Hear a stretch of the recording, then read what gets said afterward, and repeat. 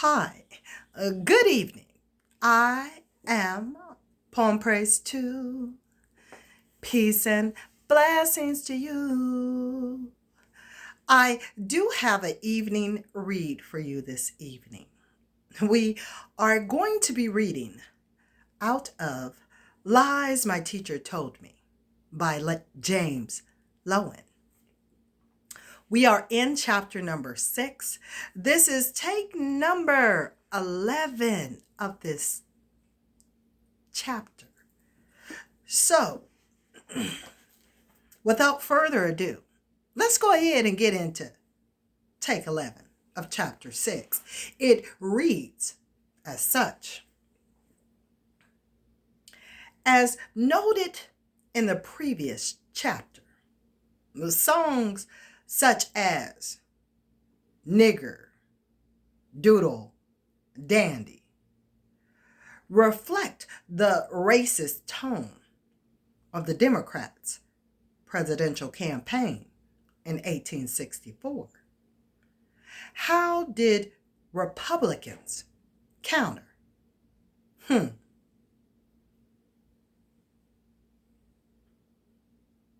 In part, they sought white voters by being anti-racist. The Republican campaign, boosted by military victories in the fall of 1864, proved effective. The Democrats' overt appeals to racism failed, and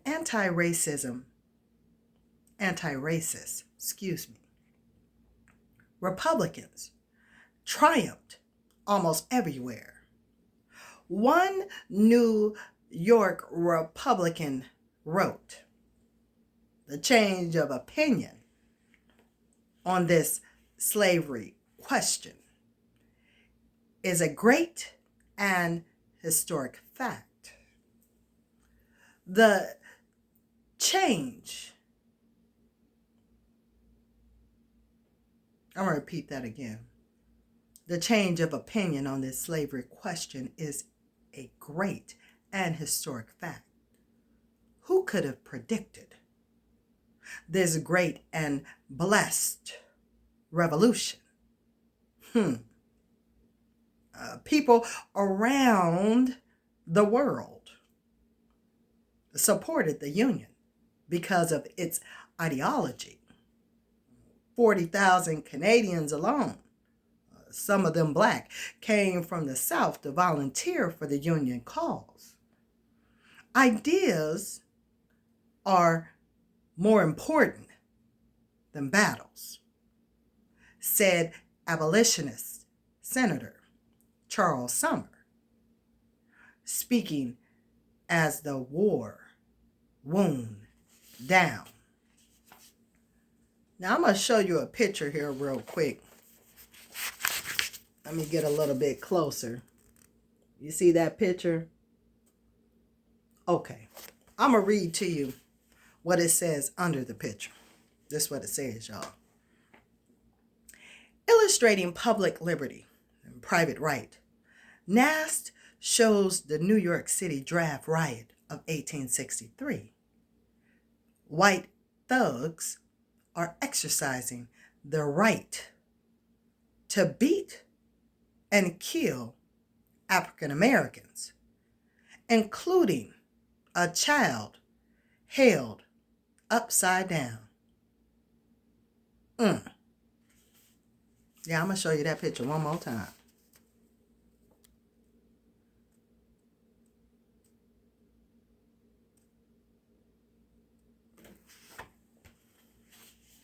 And we continue on. Ideas made the opposite impact in the Confederacy. Ideological contradictions afflicted the slave system even more before the war began. John Brown knew that masters secretly feared that their slaves might revolt. even as they assured abolitionists that slaves really liked slavery.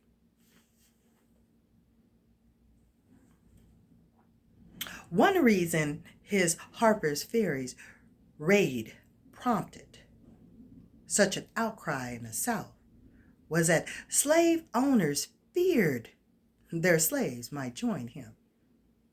Yet their condemnations of Brown and the Black Republicans who financed him did not persuade Northern moderates, but only pushed them toward the abolitionist camp. After all, if Brown was truly dangerous, as slave owners claimed, then slavery was truly unjust. Happy slaves would never revolt. White Southerners found the Confederacy on the ideology of white supremacy, according to Alexander Stephens, Vice President of the Confederacy. Our new government's foundations are laid. Its cornerstone rests upon the great truth that the Negro is not equal to the white man, that slavery, subordination to the superior race, is his natural and normal conditions. Confederate soldiers on their way to Antietam, Antietam, and Gettysburg, their two main forays into Union states, put this ideology into practice. They seized scores of free black people in Maryland and Pennsylvania and sent them south into slavery. Confederates maltreated black Union troops when they captured them throughout the war, points out historians Paul Escott. The protection of slavery had been and still remained the central core of Confederate purpose. And textbooks downplay all this, probably because they do not want to offend white Southerners today. The last chapter showed that concern for states' rights did not motivate secession. Moreover, as the war continued, the Confederacy began to deny states' rights within a new nation. As early as December 1862, President Jefferson Davis denounced states' rights as destructive to the Confederacy. The mountainous counties in western Virginia bolted to the Union. Confederate troops had to occupy East Tennessee to keep it from emulating West Virginia. When Parish, Louisiana, refused to secede from the Union. Winston County, Alabama, declared itself the Free State of Winston. Unionist farmers and woodsmen in Jones County, Mississippi, declared the Free State of Jones. Every Confederate state except South Carolina supplied a regiment or at least a company of white soldiers to the Union Army, as well as many black recruits. Armed guerrilla actions plagued every Confederate state, with the exception of Missouri in the 1863 New York City draft riots. Few Union states were afflicted with such problems.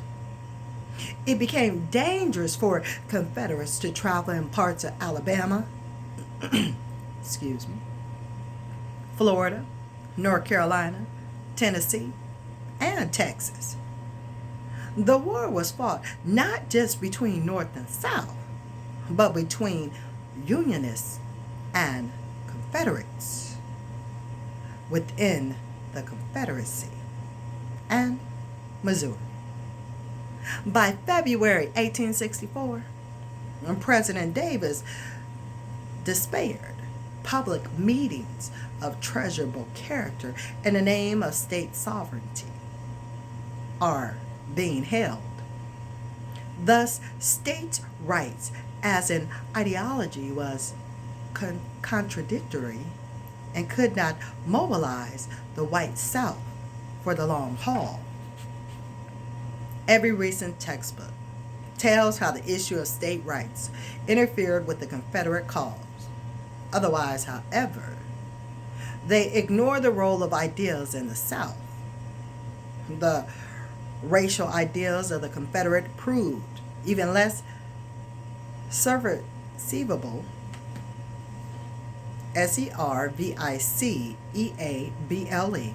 to the war effort. According to Confederate ideology, blacks liked slavery. Nevertheless, to avert revolts and runaways, the Confederate States passed the 20 nigger law. Yeah, you heard me right. That's what I said. I said 20 nigger law. Exempting from military conscription one white man as overseer for every 20 slaves. Throughout the war, Confederates withheld as much as a third of their fighting forces from the front lines and scattered them throughout areas with large slave populations to prevent slave uprising. When the United States allowed African Americans to enlist, the Confederates were forced by their ideology to assert that it would not work. Blacks would hardly fight like white men. The undeniable bravery of the 54th Massachusetts and other black regiments disproved the idea of black inferiority. Then came the incongruity of truly beastly behavior by Southern whites toward captured black soldiers, such as the infamous Fort Pillow massacre by troops under Nathan Bedford Forrest, who crucified black prisoners on the tent frames and burned them alive.